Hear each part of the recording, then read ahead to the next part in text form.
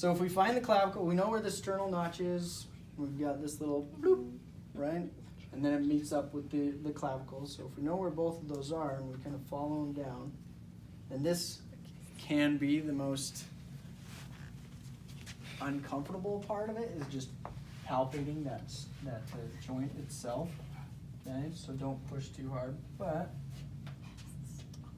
there's a nice little just bump. You can actually feel the joint pretty well if you hone in on it pretty good. So it's about right there. So that's where the joint mob is going to occur. Okay.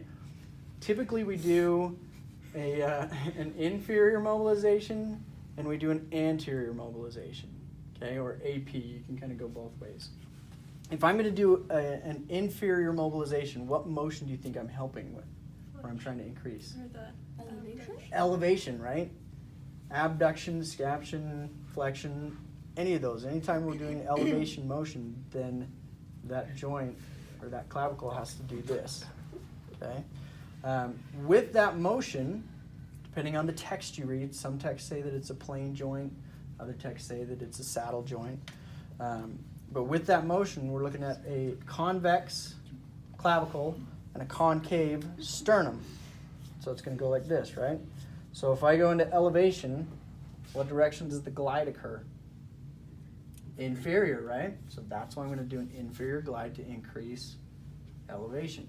Now, if we turn it around, we do other motions, say we do protraction, retraction, right? That clavicle is still moving anterior and posterior, but now instead of being clavicle convex, the clavicle is concave and the sternum is convex. Okay? So now we're moving like this. So you're saying it changes shape depending on the motion? Or It morphs. Yeah. Orientation. It's like your thumb joint. It's a saddle joint, right? Oh, so there's one going each direction? Mhm. Yeah. Yep. Yep. They'll attack Okay. this one. So if I want to increase the motion, knowing that our clavicle is concave, if I want to increase the motion of protraction, what direction do I need to mobilize? Drew, what direction do I need to mobilize? If you're doing one of these, Mm-hmm. anterior, posterior, One of these? Which one? anterior. Anterior. Same thing. Okay. Yeah, just making sure. Yeah. Okay. So we know where the joint is. We know where the clavicle is. That's what we're going to mobilize. Okay. So let's say I want to mobilize for elevation.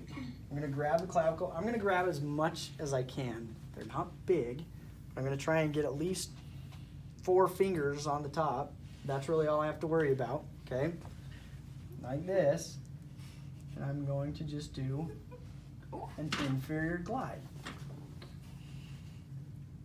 Okay. It's moving. Oh, it is. You can see his finger. But I can see Yeah. my fingers move, but I don't feel it moving. Okay.